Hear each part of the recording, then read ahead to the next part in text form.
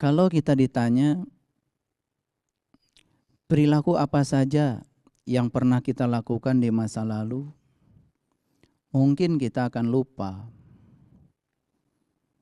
Karena waktu telah berlalu begitu cepat. Dalam bahasa Al-Quran, waktu itu tidak bisa diperpanjang dan tidak bisa dipersingkat.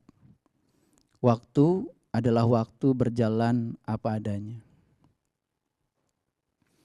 Tapi cara yang paling mudah adalah dengan memperhatikan logika dan ilustrasi sebagai berikut. Kalau hari ini kita memanen buah rambutan, berarti di masa lalu kita pernah melempar biji rambutan ke tanah. Kalau hari ini kita memanen mangga, berarti di masa lalu, walaupun kita lupa, mungkin kita pernah melempar biji mangga ke tanah. Kalau hari ini kita memanen buah nangka yang banyak, dari pohonnya yang lebat, barangkali kita lupa bahwa di masa lalu kita pernah melempar biji nangka ke tanah. Apa yang kita panen hari ini, itulah yang pernah kita lempar di masa lalu. Sekarang pertanyaannya, panen apa kita hari ini? Kalau hari ini kita panen penderitaan, itu artinya kita juga pernah melemparkan bibit-bibit penderitaan di masa lalu. Kalau hari ini kita panen permusuhan, berarti kita juga pernah melemparkan bibit-bibit permusuhan di masa lalu. Kalau hari ini kita panen kebahagiaan dan keberkahan, itu juga bagian dari bibit-bibit keberkahan dan kebahagiaan yang kita tanam di masa lalu. Pada dasarnya hari ini adalah hari yang telah diantarkan oleh apa yang kita tanam lewat bibit-bibit yang kita lemparkan ke semesta ini di masa lalu. Itu yang sering kita tidak sadari. Kadang-kadang kita suka mengingat-ingat, apa ya yang pernah saya lakukan di masa lalu, lihat saja. Hari ini kita sedang memanen apa? Karena semua yang kita panen hari ini itu bukan kiriman dari Allah. Itu adalah bibit-bibit yang pernah kita tanam oleh kita sendiri di masa lalu. Dan Allah sebagai Rabb al-Alamin, sang keberadaan, itu hanya mengizinkan bibit itu tumbuh sesuai dengan keinginan kita. Bibit-bibit itu mungkin kita pernah lemparkan ke dalam pikiran kita. Sampai pikiran kita nggak pernah istirahat. Itu sebabnya kalau kita mengacu kepada hasil risetnya para ahli neurosains, ternyata otak kita itu ukurannya hanya 2% dari berat tubuh kita. Berat otak kita itu hanya 2% dari berat tubuh kita. Jadi kalau tubuh kita 70 kg, berarti ukuran otak kita sekitar 70 kg kali 2% itu kan 1,4 kilo. Tapi jangan lupa, saat otak kita bekerja, apalagi memikirkan hal-hal yang tidak perlu dipikirkan, apalagi ketika otak sedang memikirkan sesuatu yang menderitakan otak itu sendiri. Saat otak ini bekerja memikirkan sesuatu yang tidak layak untuk dipikirkan, ternyata otak manusia itu menyita 20% dari energi yang disediakan tubuh. Jadi hitungannya begini, otak itu kan volumenya cuma 2% dari 100% ukuran tubuh. Nah kalau tubuh kita sedang punya energi 100%, harusnya energi 100% itu diambil otak cuman 2% dong. 100% energi tubuh itu harusnya diambil oleh otak 2% saja. 98% energi itu untuk memberikan energi pada seluruh organ tubuh. Tapi gara-gara otak mengambil bagian energi yang lain, dia cuma 2% volume beratnya, tetapi dia mengambil energi 20%. Sehingga ada organ-organ tubuh yang lain yang kemudian tidak kebagian energi.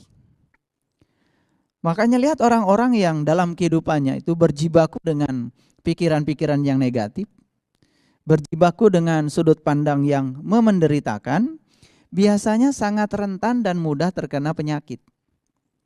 Dari mana asalnya? Itu dari defisit energi. Karena ada organ-organ tubuh yang kemudian tidak mendapatkan energi yang cukup, akan dilanda oleh kelelahan yang luar biasa, cepat lelah, cepat capek. Makanya wajahnya biasanya kelihatan lesu, tidak bergairah, dan kelihatan kurang sehat. Padahal sehat itu merupakan sebuah hadiah ya. Dengan sehat itu apapun bisa kita lakukan. Orang yang sakit banyak ya hambatan yang tidak bisa dia lakukan. Bukan berarti saya mengatakan sakit sebagai musibah. Sakit juga bisa berkah. Bahkan harta pun tidak selalu menjadi berkah. Mohon maaf ya. Pernah nggak kita mendengar ada orang kaya kemudian rumahnya dimasuki segerombolan maling. Kemudian yang punya rumah itu ditembaki satu-satu. Bahkan kita pernah mendengar ada orang yang disekap gitu, satu keluarga di rumahnya. Mungkin kita tidak pernah melihat pelajaran apa dari situ. Kalau dia nggak kaya, itu maling nggak masuk rumah dia. Itu maling masuk rumah dia karena dia kaya. Jarang kan maling yang masuk rumahnya orang miskin. Mohon maaf ya, saya menggunakan kata miskin dan kaya ini bahasa saja supaya tidak sulit. Karena pada dasarnya dalam hidup ini yang miskin juga menderita, yang kaya juga banyak yang menderita. Loh, memangnya apa penderitanya orang kaya? Orang miskin menderita karena kekurangan. Orang kaya juga menderita karena takut kehilangan. Jadi siapa yang tidak menderita? Yang miskin menderita, yang kaya juga menderita. Kalau tidak punya ilmunya, semua juga menderita. Maka yang paling beruntung adalah mereka yang kaya dan tidak takut kehilangan. Sehingga dia bisa menjadikan kekayaannya sebagai sesuatu yang membebaskan dia dari penderitaan. Tapi sedikit sekali ya orang kaya yang tidak terikat pada kekayaannya. Sedikit ya. Sedikit sekali orang kaya yang mau mengorbankan kekayaannya ya. Seperti Zuckerberg misalkan yang punya Facebook itu ya.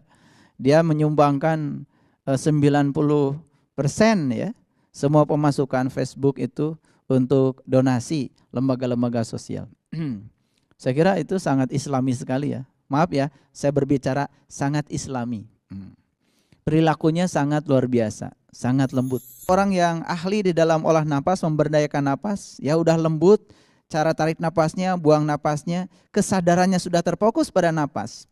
Bahkan orang-orang yang sudah melatihkan kepada kita tentang present moment, hadir dalam kekinian, itu kan dengan cara memfokuskan pikiran pada napas.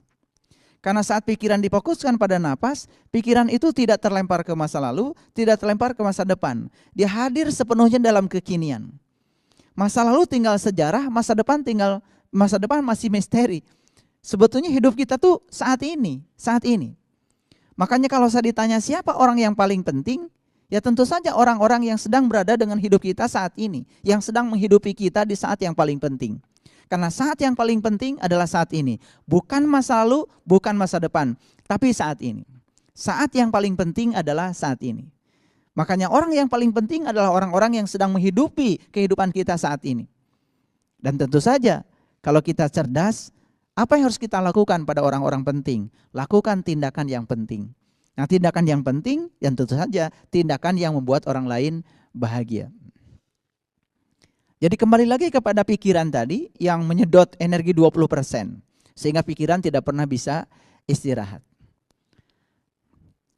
Di kajian yang sebelumnya saya sudah menyatakan bahwa ya orang-orang yang tertutup sama saja bagi mereka. Dijejali pengetahuan, dijejali ya berbagai macam nasihat tidak akan membuat dia jadi terbuka kolbunya. Karena Quran tidak pernah berbicara ketertutupan dalam dimensi pikiran, tapi dalam dimensi kolbu. Tapi kalau dimensi kolbu sudah terbuka, dimensi pikiran jadi terbuka. Nah, kita sering terbalik, ingin mengobati kolbu dengan cara menjejali pikiran dengan pengetahuan. Akhirnya pikiran hanya banyak pengetahuan, itu baru terbuka pikiran. Nah, terbuka pikiran tidak sama dan tidak identik dengan terbuka mata kolbu. Nah kalau terbuka mata kolbu tuh sholatnya jadi khusyuk, ya, jadi lembut. Karena apa? Sudah mengalir ya frekuensi ilahi, ya, frekuensi kelembutan itu mengalir ke dalam dirinya. Jadi yang tertutup, ya, tidak akan pernah bisa menjadi terbuka dengan cara dijejali pengetahuan. Karena cara untuk membuka yang tertutup tentu saja harus dibuka. Pintu baru bisa dibuka kalau kita tahu mana kuncinya dan tahu cara membuka kuncinya. Itu sebabnya tugasnya para nabi, para rasul ke alam semesta ini sesungguhnya adalah mengajarkan bagaimana cara membuka ketertutupan mata kolbu. Sebab itulah jendelanya jiwa. Kalau jendela sudah terbuka, mengalir energi ke dalam. Mengalir energi ke dalam. Energi cinta, energi kasih mengalir ke dalam. Energi kesabaran, energi keluasan, energi kelembutan akan mengalir. Sehingga yang keluar pun akan mengalir adalah energi-energi yang sama. Suatu saat anak saya sakit, yang paling kecil. Biasanya saya suka menangkap pesan. Karena bagi saya sakit itu bukan musibah. Di balik musibah itu selalu ada berkah. Saya tidak pernah bertanya kepada Tuhan mengapa anak saya sakit. Tapi pertanyaan saya selalu, Tuhan, pesan apa yang hendak Engkau sampaikan padaku lewat sakitnya anakku. Waktu itu anak saya yang paling kecil sakit tipes. Sehingga harus dirawat di rumah sakit. Karena saya sudah berpikir bahwa sakit itu adalah tanda-tanda Tuhan. Sakit itu adalah Tuhan sedang membimbing saya untuk menunjukkan sebuah jalan. Jadi sesampainya di rumah sakit, ya, saya melihat sebuah tulisan. Membuat sebuah tulisan. Tulisan itu sederhana. Judulnya Hidup Sehat. Dan saya tidak akan pernah menangkap makna di balik itu kalau anak saya tidak sakit. Justru karena anak saya sakit, kemudian saya bisa mendapatkan pesan itu. Yang luar biasa, dibaca sekali, tiba-tiba kepala saya bisa nangkap. Lengkap semuanya di otak saya. Tidak berkurang, tidak ada yang kurang. Ini pesan dari Allah. Jadi kemudian saya masuk kamar dan cerita sama anak saya. Ternyata sakitnya kamu itu memberikan pesan yang luar biasa bagi ayah. Tentang apa? Tentang hidup sehat. Ternyata hidup sehat itu hurufnya ada 10. Hidup itu 5, sehat 5. Bagaimana cara hidup sehat? Yang pertama, haknya, hati selalu gembira. Makanya kegembiraan selalu akan membuahkan kesuksesan. Orang awam yang tidak mengerti, mungkin menganut pola sukses dulu baru bahagia. Padahal ternyata tidak ada kesuksesan tanpa kebahagiaan. Makanya orang-orang yang mengerjakan sesuatu ya tidak bahagia saat mengerjakan, insya Allah tidak akan sukses. Makanya lakukan sesuatu dengan senang. Karena apa? Ketika kita melakukannya bahagia, di depan mata kita ada kesuksesan. Tentu saja kata sukses pun harus diterjemahkan lebih dalam lagi. Karena sukses itu bukan berhasil mencapai apa yang kita ingin. Mungkin seseorang mengatakan saya sukses karena apa? Saya bisa mencapai karir yang tinggi. Saya bisa memiliki deposito yang banyak. Saya bisa memiliki harta yang berlimpah. Tapi pada saat yang bersamaan, mohon maaf ya, hubungan antara anak, suami, istri mungkin tidak pernah baik ya. Karena apa? Saat ayahnya pergi subuh, anak masih tidur. Saat ayahnya pulang malam, anak sudah tidur. Apa itu yang disebut dengan sukses? Makanya definisi sukses bagi setiap orang mungkin berbeda. Ada yang mengatakan bagi saya sukses adalah merasa berkecukupan dari dalam. Itu sebuah kekayaan yang luar biasa. Merasa berkecukupan dari dalam itu bisa dialami oleh siapa saja. Justru ada banyak orang yang kemudian dengan hawa nafsunya tidak pernah merasa berkecukupan dari dalam, maka selalu merasa kekurangan. Perasaan kekurangan itulah sebenarnya yang menyebabkan dia terus mengejar. Apa yang mau dikatakan sukses dengan yang seperti itu? Lebih tinggi lagi, sukses manakala hidup kita sesuai dengan yang Allah mau. Karena semua manusia yang lahir ke alam dunia ini direncanakan oleh Allah untuk tujuan Allah. Dan setiap kelahiran untuk tujuan yang berbeda. Manakala kita menemukan tujuan Allah dalam kehidupan kita, lalu hidup berdasarkan tujuan Allah, menurut saya itu yang sukses yang sebenarnya. Jadi ukuran sukses itu kadang-kadang luar biasa, beda-beda. Jadi yang pertama apa? Kalau ingin hidup sehat, yang pertama hati selalu gembira. Dan bagaimana hati selalu gembira? Hati ini tidak mungkin gembira kalau kita tidak punya pemahaman terhadap hidup. Bagaimana mungkin seseorang yang disakiti oleh orang lain kemudian gembira? Kan nggak mungkin kalau tidak ada pemahaman. Tapi begitu dia memahami, Tuhan, aku yakin dia yang sedang menyulitkanku, itu adalah tangan Engkau yang sedang membesarkanku. Maka dengan senang hati dia bisa menerima kenyataan itu. Disitulah mungkin hati kita mulai gembira. Karena apa? Ada pengetahuan yang menggembirakan hati. Kuncinya di mana? Di pikiran. Saat pikiran memandang kehidupan yang semacam itu, apa yang terjadi? Pikiran tidak akan menyedot 20% dari energi yang ada di dalam tubuh. Bahkan pikiran bisa menyumbang energi lebih banyak lagi pada tubuh. Maka lihat orang-orang yang energetik dalam hidupnya, karena sudah bahagia, selalu bergairah. Bahkan tidak kenal lelah. Saat melakukan sesuatu fokus, sukses, energetik. Saya tidak mengatakan energik ya, karena energik itu nggak ada dalam bahasa Inggris. Kita kan suka mengatakan, aduh orang ini energik banget, itu kata-kata yang salah. Dalam bahasa Inggris ada juga energetik, berenergi. Energetik itu artinya berenergi. Pikiran yang bahagia bisa menyumbang energi. Pikiran yang dirundung oleh kesedihan, kebencian, menyita banyak energi. Pilihan kita cuma satu. Kita mau menyumbang energi atau kita mau menghabiskan energi. Pilihan ada pada kita. Jadi satu, hati selalu gembira. Bagaimana menciptakan hati yang selalu gembira? Dan hati yang gembira ini milik siapa? Ternyata ya, banyak orang mencari kegembiraan itu keluar dari dirinya. Padahal saklar kegembiraan, saklar kebahagiaan ada di dalam diri kita. Lampu yang di rumah kita akan mudah dinyalakan manakala kita tahu di mana meletakkan saklarnya. Begitu saklarnya dipencet, langsung lampunya nyala. Kalau saklarnya tahu. Nah sekarang coba perhatikan. Kalau saklar di rumah kita disembunyikan di tempat yang kita pun tidak tahu. Bagaimana mungkin kita bisa menyalakan lampu? Letak saklar pun, alamat saklarnya kita tidak tahu. Jadi kegembiraan, kebahagiaan itu ada saklarnya. Dan saklar kebahagiaan itu yang harus menyalakan adalah kita sendiri. Perhatikan, ketika saklar diletakkan pada orang lain, saat orang lain pergi, sulit kita menyalakan kebahagiaan pada diri kita. Contoh, ada orang yang meletakkan saklar mungkin pada pasangan hidupnya. Saat pasangan hidupnya pergi dari dia sulit menyalakan saklar kebahagiaan karena apa? Karena saklar dibawa oleh pasangan hidupnya.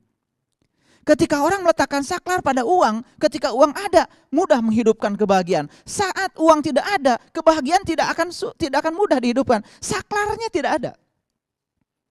Dibawa oleh ketiadaan uang. Lalu kegagalan kita selama ini apa?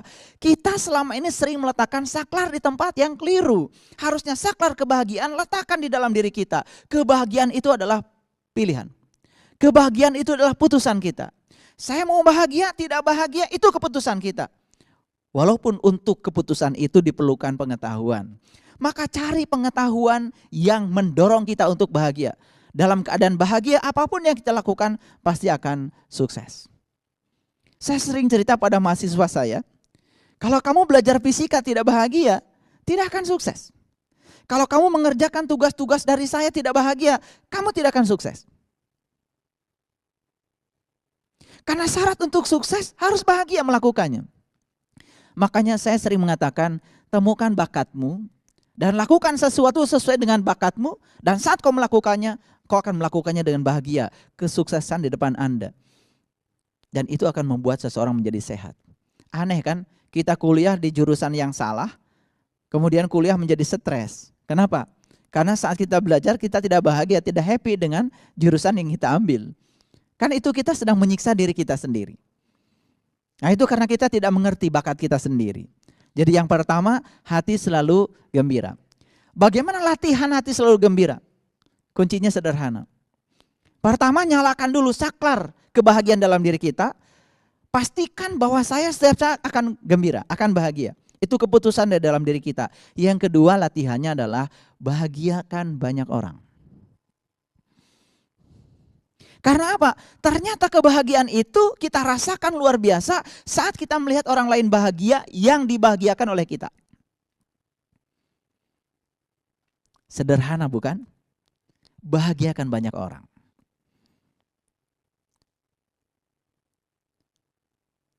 Nah, orang yang berfokus untuk membahagiakan diri sendiri saja, lupa membahagiakan banyak orang, saya jamin dia akan semakin jauh dari kebahagiaan. Contoh, kita punya uang 100.000. Kemudian uang 100.000 kita pakai makan sendiri di restoran, habis. Sampai kita kenyang, karena kita menyantap makanan-makanan yang lezat. Pertanyaannya, apakah kita bahagia? Mungkin bahagia. Tapi ada satu yang lebih jitu lagi. 100.000 kita makan sama-sama di warteg dengan 10 teman. Dan kita makan sambil berbagi dengan orang lain. Melihat wajah-wajah teman yang mungkin bagi mereka 10.000 sangat berharga. Bagi kita 10.000 tidak berharga. Uang 100.000 melipat gandakan kebahagiaan. Kalau tahu caranya. Nah, ini yang sering dilupakan. Karena banyak orang yang kemudian pelit pada diri sendiri. Nah, ciri orang pelit pada diri sendiri biasanya sulit untuk berbagi pada orang lain. Dan jauh dari kebahagiaan. Kalau jauh dari kebahagiaan, jauh juga dari hidup sehat. Nah, banyak orang yang lupa bahwa sebetulnya sakit itu berawal dari pikiran yang tidak bahagia. Jadi ada seorang guru besar di Jepang, ya, namanya itu Profesor Kazuo Murakami. Beliau itu seorang ahli bioteknologi. Yang luar biasa bagi saya sekarang ini, sains biasanya di laboratorium. Laboratorium bioteknologi yang biasanya mengemukakan aspek-aspek sains yang bersifat materi. Tapi kemudian sekarang sudah berani dalam artikel-artikelnya memberikan kesimpulan-kesimpulan yang bersifat spiritual. Bayangkan seorang guru besar sains di bidang bioteknologi bicara bukan di tempat ibadah. Bukan bicara di tempat di rumah suci. Dia bicara di laboratorium bioteknologi. Artikelnya menyatakan seperti ini. Ketika jatuh sakit, hati yang optimis dan pikiran yang positif akan memberikan efek penyembuhan yang lebih baik daripada obat. Ketika jatuh sakit, hati yang optimis dan pikiran yang positif akan memberikan efek penyembuhan yang lebih baik daripada obat. Ini yang ngomong bukan ustadz. Yang ngomong bukan ahli agama. Seorang saintis kalau bicara pasti berbasis data dong. Bukan berbasis kira-kira. Pasti ada riset yang dilakukan bertahun-tahun untuk membuat kesimpulan seperti itu. Kan harusnya begini kalau ahli bioteknologi. Obat ini lebih bagus untuk menyembuhkan ini, kan biasanya begitu. Obat ini bagus untuk menyembuhkan itu, kan biasanya begitu. Tapi saintifik sekarang sudah menyentuh dimensi spiritual. Bayangkan laboratorium bioteknologi di Jepang berani membuat artikel yang semacam itu. Penyembuhan lewat hati yang optimis dan pikiran yang positif lebih ampuh daripada dulu. Semua saintis mengatakan bahwa gen itu bersifat abadi. Gen bersifat tetap dan tidak bisa diubah. Makanya ada yang mengatakan di dalam gen itu suratan takdir seseorang itu sudah ada. Karena itu merupakan sebuah kumpulan data yang harus dibayar sebagai sebuah hukum karma, katakanlah. Yang tidak suka dengan kata karma, ya mohon maaf saya menggunakan kata itu. Tapi itu kan hukum timbal balik. Itu juga hukum alam sebetulnya, kalau kita sadar. Apa yang dikatakan di situ? Ternyata gen itu bisa dirubah. Nah, sekarang bagaimana cara mengubah gen? Dua yang dikemukakan oleh beliau. Dengan cara apa? Doa dan tersenyum. Mengubah gen, yang katanya gen itu bersifat tetap dan abadi dan permanen. Ternyata gen setiap manusia itu bisa diubah. Dengan cara apa? Dua yang dikumpulkan oleh beliau, doa dan tersenyum. Jadi kalau saya di rumah ibadah mengatakan gen bisa diubah dengan apa? Doa dan tersenyum, mungkin orang tidak heran. Ini seorang profesor bioteknologi di laboratorium bioteknologi bicara gen bisa diubah dengan doa dan tersenyum. Kan ini melampaui saintifik. Itu yang dikatakan Rasulullah itu semakin jelas pembuktiannya. Agama itu akal dan tidak ada agamanya bagi yang tidak berakal. Jadi kalau sesuatu yang tidak masuk akal, itu tolong diperhatikan. Jangan-jangan itu bukan ajaran agama. Kalau belum masuk akal bukan berarti tidak logik. Cuman logika kita aja belum sampai di situ. Jangan buru-buru menilai tidak logik. Karena kita aja yang belum bisa adaptasi dengan tingkat berpikir yang ada terkandung di situ. Jadi yang pertama, hati selalu gembira. Hati selalu gembira. Dan kita harus punya latihan untuk menggembirakan hati. Gimana caranya? Menggembirakan banyak orang. Makanya coba perhatikan ya. Ketika kita datang di sebuah tempat membawa makanan yang ala kadarnya saja. Mungkin bagi orang itu menjadikan luar biasa. Padahal di rumah kita makanan itu mungkin saja makanan biasa. Itu kan luar biasa. Nah, kebiasaan untuk berbagi itu juga membahagiakan. Lihat orang-orang yang biasa berbagi, wajahnya tuh cerah. Lihat orang-orang yang hanya ingin dibagi, biasanya kan mencari kesempatan untuk mendapatkan keuntungan. Wajahnya biasanya tidak cerah, karena tidak punya kegembiraan. Jadi saya sampaikan selamat deh untuk orang yang sudah gembira hatinya. Dan yang belum gembira, apalagi masih gampang marah, gampang sedih, ya, gampang tersinggung, gampang menghakimi orang, itu tandanya hatinya belum gembira. Ciri orang yang hatinya gembira biasanya matanya pun sudah tersenyum. Matanya sudah tersenyum, telinganya sudah tersenyum. Itu ciri orang yang sudah gembira. Yang kedua, hidup sehat. Yang kedua, I-nya, istirahat yang cukup. Kalau istirahat tubuh barangkali kita nggak usah dibicarakan ya. Tubuh kita sudah punya waktu istirahat yang cukup. Bahkan kita itu kan banyakkan istirahat kan daripada kerja. Tapi luar biasa ya, penyakit itu kan berasal dari pikiran. Di dalam sebuah buku judulnya Menebus Sidratul Muntaha yang saya tulis sendiri, saya membuat tabel ya, penyakit berdasarkan cara berpikir yang salah. Itu bukan hasil riset saya, tapi itu adalah hasil riset Profesor Louis L. Hay. Ya, Profesor Louis L. Hay itu seorang ahli pengobatan holistik yang asalnya seorang ahli pengobatan biasa. Beliau dokter. Dokter yang kemudian mengambil pilihan untuk mengobati pasien dengan cara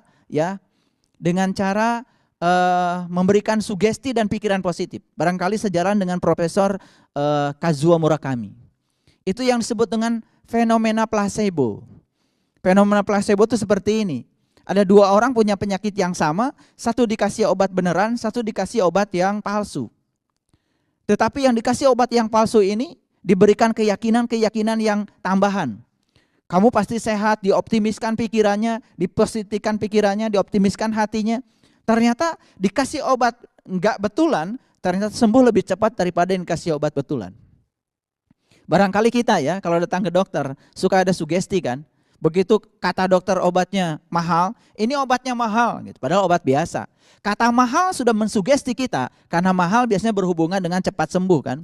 Sebetulnya yang menyebabkan kita sembuh bukan obatnya sendiri. Mungkin kata mahal yang tersugesti ke dalam pikiran kita. Nah, sugesti itu ternyata bisa menimbulkan sebuah kekuatan yang luar biasa. Itu yang disebut dengan fenomena placebo. Jadi pengobatan holistik sudah berkembang. Kita tidak bisa menolak. Dan ini hasil riset para ilmuwan, bukan ilmu kira-kira. Nah, sekarang bagaimana kaitannya dengan pelajaran-pelajaran spiritual yang akan kita bicarakan hari ini? Itu sangat luar biasa. Hubungannya sangat luar biasa. Korelasinya saya jamin itu satu. Koefisien korelasinya satu itu, linear itu. Jadi yang kedua adalah istirahat yang cukup. Istirahatnya apa? Istirahatnya pikiran. Kapan pikiran bisa istirahat?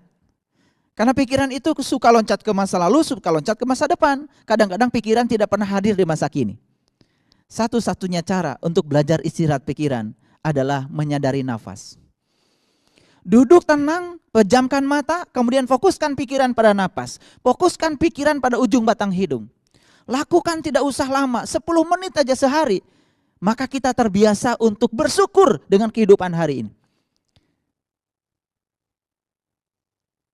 Berhentilah membiarkan pikiran terlempar ke masa lalu, terlempar ke masa depan. Lalu kita menjadi orang yang lupa dengan hari ini. Padahal hidup kita yang sesungguhnya adalah saat ini. Besok masih misteri, karena besok belum tentu kita hidup. Kenapa kita tidak hadir sepenuhnya saat ini? Syukur bagi saya adalah hadir sepenuhnya saat ini, di sini. Itu namanya present moment. Makanya present itu kan hadiah sebetulnya. Hadiah terbesar dari Tuhan adalah kehidupan saat ini. Makanya coba kalau bangun tidur ya sebelum apa-apa, ya ucapkan kepada Allah, terima kasih ya Allah. atas hadiah kehidupan yang telah Engkau anugerahkan padaku. Berikanlah kekuatan, kesabaran, agar hariku hari ini, aku bisa melakukan tindakan-tindakan yang membuat Engkau tersenyum. Lebih banyak lagi orang yang bisa aku bahagiakan hari ini. Doa yang sangat luar biasa. Dan itu coba dilakukan setiap hari. Dan setelah itu kemudian kita berterima kasih pada semuanya. Saat kita mengambil air, terima kasihlah pada air. Terima kasih air, hari ini kau masih mengunjungi aku. Bagaimana tubuhku kalau engkau tidak datang? Bagaimana tubuhku kalau engkau tidak datang? Bagaimana kita bisa membersihkan mulut kita, membersihkan wajah kita? Tubuh yang sudah asam bangun dari tidur, bagaimana dinetralkan lagi kembali? Menjadi netral. Makanya habis tidur kita, habis mandi kita merasa segar. Bagaimana kalau tidak ada air? Pernahkah kita bicara dengan air di kamar mandi? Mungkin jarang ya, dianggap orang gila. Saya melakukannya. Dan saat air itu disentuh, seperti kata Profesor Masaru Emoto, terima kasih air, kamu luar biasa. Terima kasih hari ini engkau datang mengunjungi aku. Terima kasih air.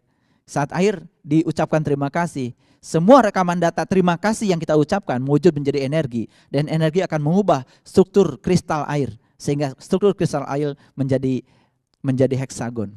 Itu air heksagon itu air yang didoakan. Kalau air yang heksagon karena dibuat oleh mesin, itu masih ragu-ragu.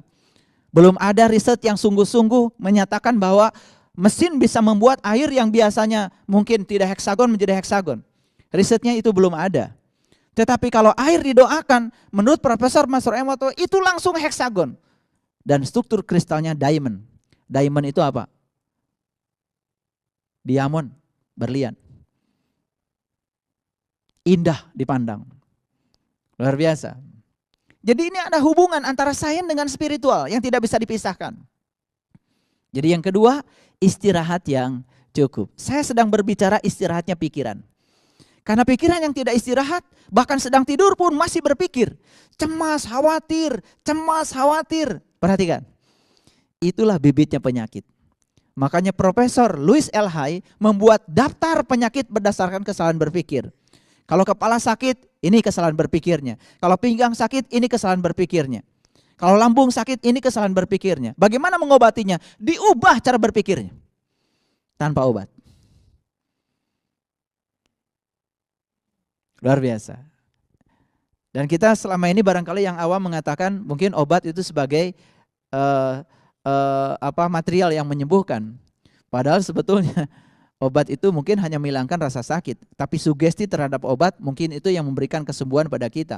Kita lupa bahwa sebetulnya yang bekerja kembali menyusun sel-sel yang rusak saat sakit adalah Dia yang ada bersama kita lebih dekat daripada urat nadi leher kita, bukan obat. Makanya di Quran dikatakan ketika kamu mengatakan kamu sembuh karena obat, obat menjadi setan baru bagi kita. Itu Quran. Istirahat yang cukup. Istirahat yang cukup. Bahkan banyak orang yang tidur pun tidak bisa. Karena cara tidur tidak bisa. Coba lihat cara tidurnya Rasulullah. Sebelum beliau tidur apa yang dilakukan? Sambil mengangkat tangan kanan diletakkan di otak belakang. Sambil mengangkat tangan kiri diletakkan di otak belakang. Kemudian beliau terlentang dengan tenang. Saat itu beliau membaca Al-Ikhlas 3 kali. Al-Falaq 3 kali, An-Nas 3 kali. Baru bismika Allahumma ahya wa bismika amut. Doa yang sangat luar biasa. Karena kita tidak sadar bahwa sebetulnya saat kita sedang tidur, ya, jiwa kita akan masuk ke frekuensi di mana kita hidup saat itu. Kalau siangnya kita banyak marah-marah, banyak kebencian pada saat tidur, pasti kita akan mimpi memasuki dimensi-dimensi yang buruk. Itu sebabnya saat kita tidur jangan lupa kualitas tidur kita menyatakan kualitas hidup kita. Dan kualitas tidur kita menyatakan kualitas jiwa kita. Makanya jiwa yang kotor pasti tidurnya gak akan pernah tenang. Jiwa yang kotor tidurnya berjam-jam tapi tidak pernah bisa istirahat. Makanya coba perhatikan. Kalau kita tidur sehari semalam 8 jam. 8 jam itu sepertiga dari 24 jam. Jadi kalau kita punya umur 60 tahun, berarti 60 tahun kali sepertiga, 20 tahun kita tidur. Jadi untuk orang yang tidurnya sehari 8 jam, umurnya sekarang 60 tahun, dia sudah tidur 20 tahun, itu tidur malam yang formal. Belum lagi ketiduran di mobil.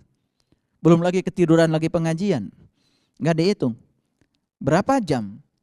Kalau kita punya umur 60 tahun sudah sepertiga saja dipakai tidur. 20 tahun. Tapi banyak yang nggak sadar. Makanya beruntung kalau orang yang sudah punya tidur yang baik. Tidurnya tidak lama, sebentar tapi berkualitas. Dan kualitas hidup ditentukan oleh kualitas tidur. Pada saat tidur banyak, kalau saya urai rahasianya, banyak sebetulnya sel-sel yang terbentuk saat tidur. Bahkan regenerasi sel terbentuk saat tidur. Pada saat tidur gelap, tidak ada cahaya, ternyata proses regenerasi sel terjadi lebih mudah. Itu riset, hasil riset. Pertanyaannya, banyak gak orang yang gak bisa tidur? Bahkan tidur harus pakai obat. Dari mana asalnya? Dari pikiran yang tidak pernah istirahat. Kalau pikiran tidak pernah istirahat, bagaimana bisa hidup sehat? Ada yang mengatakan pada saya, rasanya saya sudah, tahajud sudah, sholat sudah, semua ibadah sudah dilakukan. Hati-hati, kalau ibadah cuma dimensi raga, tidak menyentuh dimensi kesadaran, itu juga tidak akan mengubah kualitas hidup kita. Bahkan kualitas tidur kita pun tidak akan berubah. Makanya mohon maaf ya, ketika tidur kita kemudian masuk alam-alam rendah, ketika tidur kita masuk ke frekuensi-frekuensi rendah. Kalau menurut para leluhur kita, para nabi, para rasul, saat sedang kita tidur, nur insani kita itu keluar. Saat nur insani keluar, itu dia masuk kemana? Ke daerah dimensi-dimensi gaib yang frekuensinya sama dengan frekuensi nur insani dia. Jadi dia tidak akan mungkin ya, orang yang tukang marah-marah, misalkan gampang tersinggungan, ya, orang yang hidupnya pikirannya kusut gitu, tidak mungkin tidurnya menjadi damai, gak mungkin. Ini sains, tidak mungkin. Pasti saat dia tidur lelah. Karena apa? Ditambah tidur lagi, tambah tidur lagi, tambah tidur lagi. Perlu waktu tidur yang lama. Tetapi tetap tidak berkualitas. Dulu saya ketika mengatakan banyak sekali orang yang tidak percaya bahwa tidur itu bisa dipelajari. Cara tidur itu ada caranya. Seperti diajarkan para leluhur kita. Mohon maaf ya. Kalau leluhur kita di tanah Jawa kan mengatakan turu ojo lali. Badan turu ati tangi, roh madep maring Allah, la ilaha illallah Muhammadar Rasulullah sallallahu alaihi wasallam. Barangkali yang sedikit alergi terhadap yang saya ucapkan udah nggak usah dipikirkan. Tapi bagi saya itu energinya luar biasa. Turu ojo lali, tidur jangan lupa. Badan turu ati tangi, saat tidur ati kita tangi, bangun. Dan kita sadar bahwa sesungguhnya satu-satunya di anggota tubuh yang gak tidur itu kan nafas. Dan nafas adalah sumber kehidupan kita, inti kehidupan kita. Yang gak pernah tidur, gak pernah ngantuk, kata Quran surat Al-Baqarah ayat 255 yang namanya ayat kursi. Apa itu? Yang gak pernah tidur, gak pernah ngantuk kan Allah. Satu-satunya dalam tubuh kita yang gak pernah tidur kan hidung kita, napas di hidung kita, gak pernah tidur. Berarti napas itu adalah kehidupan. Berarti napas adalah Allah yang sedang hadir dalam diri kita. Kita tidur tapi masih bernapas. Kenapa? Ada nurullah, nur Muhammad. Nur insannya keluar. Saat nur insan keluar, frekuensi nur insan itu yang akan dimasuki oleh dimensi nur insan. Jadi kalau dia memasuki alam-alam rendah, itu artinya memang dimensi frekuensi si nur insannya rendah. Jadi mohon maaf ya. Kenapa ya? Saya kalau tidur suka memasuki alam-alam gaib yang menyeramkan. Udah jelas. Berarti nur insannya berada dalam dimensi alam rendah. Bagaimana caranya supaya tidur berkualitas? Upgrade. Harus upgrade. Gimana caranya? Nur insannya harus di-upgrade. Agar nur insan bisa menyatu dengan Nurullah dan Nur Muhammad. Itu sebenarnya masih dalam dimensi tauhid bagi orang yang tahu.